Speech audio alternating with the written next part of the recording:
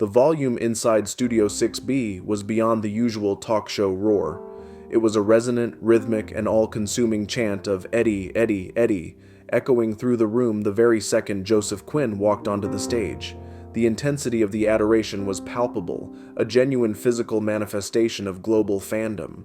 He blushed deeply, a natural, almost boyish reaction to the sustained worship. He shook his head slowly, a look of utter charming disbelief etched across his features. Even after 2 years since his character's explosive debut and tragic heroic demise, a narrative arc that redefined the entire season, the world was demonstrably, unequivocally, not done loving Eddie Munson. The energy was electric, but also fragile, given the emotional depth of the character. Jimmy Fallon, visibly thrilled by the chaos and energy his guest commanded, stood up quickly to meet him. "Joseph Quinn is here, everybody," he boomed, his voice barely cutting through the applause as he wrapped his guest in a warm, sincere hug. The applause was absolutely deafening, a massive, sustained wave of sound rolling over the stage and desk. Once the cheers had finally, miraculously calmed, a process that seemed to defy the show's rigid time constraints, they slipped into the typical lighthearted dance of late-night television. They joked effortlessly about the Stranger Things cast's famously chaotic dynamic, shared easy, self-deprecating anecdotes about his sudden shift in life and fame, and touched upon the new, more adult film he was currently promoting. Everything felt airy, fun, and predictable, a perfect facade of Hollywood ease. But Jimmy, the ever-observant conductor of the chaotic symphony, knew the score was about to change completely. He was aware of the immense, seismic emotional shift that was not only coming, but that he was actively engineering, and Joseph Quinn, the unsuspecting, relaxed guest, had absolutely no idea the vault of his deepest, earliest insecurities was about to be flung wide open in front of a live audience and millions watching at home. This was a moment that could either break his composure or affirm his entire artistic journey. Midway through the seemingly innocuous conversation, right as Joseph was describing the difficulties of learning to play guitar for the show, Jimmy executed the familiar dramatic signal. He placed his colorful cue cards down flat on the desk, the sound a soft thud in the suddenly attentive silence. He straightened his posture, allowing his tone to shift abruptly and powerfully, from playful host to quiet, intensely serious confidant. The entire room sensed the unscripted, dangerous moment arriving. The air pressure seemed to drop. "Joseph, can I show you something?" Jimmy asked, his voice low, steady, and solemn. Joseph blinked, a nervous, slightly apprehensive smile forming as he registered the change in atmosphere. He instinctively pulled his jacket closer. Should I be scared? Is this a blooper reel or something much worse?" he asked, attempting one last time to deflect the tension with a joke. The audience offered a soft, nervous laugh, entirely unsure where the profound emotional current was heading. If the sheer vulnerability of this moment moves you, please subscribe to our channel and hit the notification bell right now. Your support helps us share these deeply human stories of courage and self-doubt from the Tonight Show archives. Jimmy gave a simple, silent signal to the control room. The vast stage lights dimmed rapidly, sucking the remaining artificial energy out of the room. The massive screen behind them flickered with static, the universal sign of an intrusion into the predictable broadcast. Joseph, his jaw tightening slightly, his eyes wide with surprise and curiosity, leaned back into the couch, his casual smile completely gone. He braced himself for a surprise, but the reality was beyond any expectation. And then, the image snapped into focus. What appeared was not a professional high-definition clip. It was a grainy, high-contrast camera test. It was filmed in the harsh, unflattering, cold white fluorescent lighting of a production makeup room. There he was, Joseph Quinn.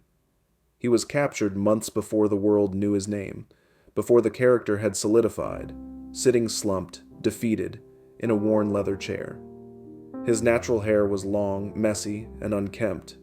His eyes were heavy, visibly exhausted, and undeniably full of uncertainty. He was quite literally halfway through the agonizing, complex, multi-hour transformation into Eddie Munson. On the Tonight Show couch, present-day Joseph's cheeks paled instantly. He recoiled slightly, his hands gripping the edge of the seat. His breath audibly hitched in his throat. He whispered, the words barely audible above the silent tension. "No way. I can't believe this exists." On the screen, past Joseph, younger, raw, and intensely nervous, stared at his reflection as the dedicated makeup team applied the first crude layers of Eddie's iconic heavy look.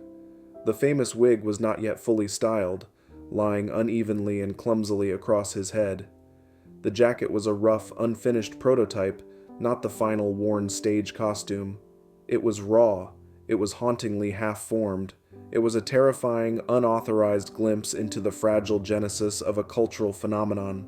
The audience watched, transfixed, as the actor slowly became the character. But the moment that completely froze the entire studio and silenced the breathing of the audience was not the visual transformation. It was the sudden, profound, emotional break. In the footage, Joseph suddenly went quiet, too quiet. The cheerful chatter of the crew dissolved around him. He was no longer looking at prosthetics or wigs. He was staring at his own face in the mirror as if he was seeing someone he fundamentally did not recognize, or more devastatingly, someone he felt completely incapable of becoming. The burden of the huge role seemed to crush him right there in the chair. His voice in the footage cracked, thick with paralyzing self-doubt and the immense pressure of stepping into the massive Stranger Things machine. I honestly don't know if I can do this. This is too big." The makeup artist, caught completely off guard by the actor's sudden distress, paused her meticulous work, her hand hovering gently in the air. "What do you mean, darling?" she asked gently, sensing the gravity of the actor's distress was far beyond simple exhaustion. Past Joseph swallowed hard, his posture slumping, looking completely vulnerable, his eyes welling up with unshed, frustrated tears. He spoke the words that every single person has felt when faced with a challenge that feels too monumental to overcome. "I don't think I'm enough for this character. People are going to hate me. I'm going to let everyone down, the Duffer Brothers, the fans, everyone." The real Joseph Quinn on The Tonight Show inhaled sharply, a sudden, sharp, pained gasp that was captured perfectly by the microphone. His eyes instantly filled with massive, uncontrollable tears as the memory flooded back. The audience, witnessing this raw exposure of a beloved idol's deepest, most relatable fear, froze in collective reverent empathy. Jimmy's lips parted, his planned composure shattered. He was utterly stunned and deeply moved by the intensity of the archived vulnerability. The footage continued its devastating honesty. Young Joseph quickly wiped his eyes, trying desperately and futilely to hide the moment of internal collapse from the crew. Another crew member, recognizing the severity of his silent crisis, stepped forward with quiet certainty and gently placed a reassuring hand on his shaking shoulder. The words that followed were simple, powerful, and utterly prophetic. "You're going to change lives with this character, Joseph. Just trust us. Trust the process." Present-day Joseph pressed a hand tightly over his mouth, his head shaking slowly and violently in stunned disbelief as he watched the younger version of himself struggling for breath and self-belief. The contrast between the global icon he became and the terrified young man on screen was unbearable, a powerful testament to the psychological distance he had traveled. Jimmy whispered, his voice catching with emotion. "You've never seen this, have you? You never knew they captured this profound private moment of creation?" Joseph could barely speak, his voice a choked, cracked gasp. "No, I honestly didn't even know this existed. Wow. I can't believe you found that footage." The footage ended abruptly. The screen snapped to a harsh, final black. The studio lighting slowly, gently returned. Soft, warm, and intimate, surrounding the emotional wreckage left on the stage. Joseph exhaled a shaky breath that sounded like a sob, blinking rapidly to keep the gathering, overwhelming tears from spilling down his face. "God, that was my first day," he whispered, his voice ragged, thick with the weight of the memory. "My first day as Eddie. I was utterly terrified, Jimmy. The fear was paralyzing. I honestly thought I'd ruin everything for the whole cast and crew." He confessed the crippling, paralyzing fear that every choice he made would be judged and hated by the colossal, unforgiving fandom. Jimmy leaned forward across the desk, his entire focus consumed by his guest's raw pain. He bit his lower lip hard, struggling intensely to hold back his own gathering tears.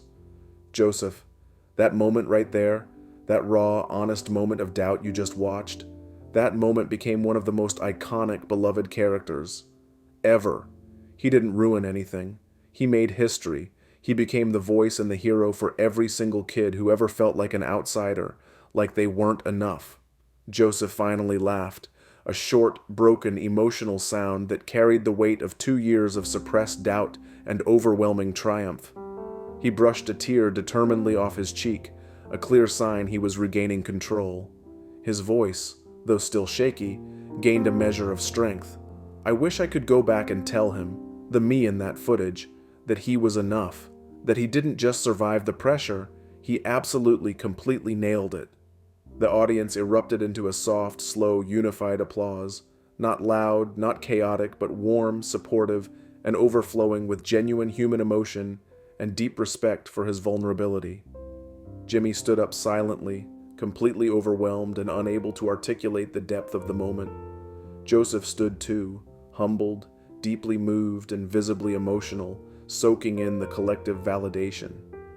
"I can't believe you guys found that," Joseph said softly, shaking his head again, his eyes still red and shining with residual tears. "That's the true, unvarnished moment Eddie Munson was born, and I've never been able to watch myself become him until now. It's the origin story I needed to see." The Roots, sensing the emotional weight, played a single, gentle, sustained chord on the keyboard. It echoed through the quiet studio like a profound, respectful heartbeat, marking the end of the private, difficult journey and the beginning of the public, triumphant tribute. Jimmy finally managed to speak, his voice heavy with sincerity. "Joseph, thank you for letting us share this with you, and thank you for having the courage to trust yourself and give the world Eddie Munson. You were always, always enough." The audience rose to their feet once more, now in a unified, silent standing ovation, celebrating the man, not just the character. And for that singular, powerful, prolonged moment, it wasn't about Stranger Things or Netflix or global fame or the power of fandom. It was simply about a young actor who was convinced he was not enough. And then, in the face of that, paralyzing fear became absolutely unforgettable. His story became a powerful anthem of self-acceptance and the extraordinary, life-altering power of simple self-belief. The emotional contrast was the most powerful performance of his career. The power of that moment, the contrast between the young man's tearful despair and the legendary character he created, was immense. The collective realization that a cultural phenomenon was almost derailed by a moment of crushing, relatable self-doubt was profoundly moving and amplified the character's legacy. Joseph Quinn's bravery in facing that archived moment confirmed that the greatest heroes are often found behind the mask, fighting their own battles long before the cameras roll. Next, we turn the focus to the unwavering commitment of a real-life hero and the power of a promise kept. We delve into the shocking story of how Chris Evans, Captain America, fulfilled a dying boy's final heartbreaking request right on the Tonight Show stage, turning a superhero role into a lifelong promise.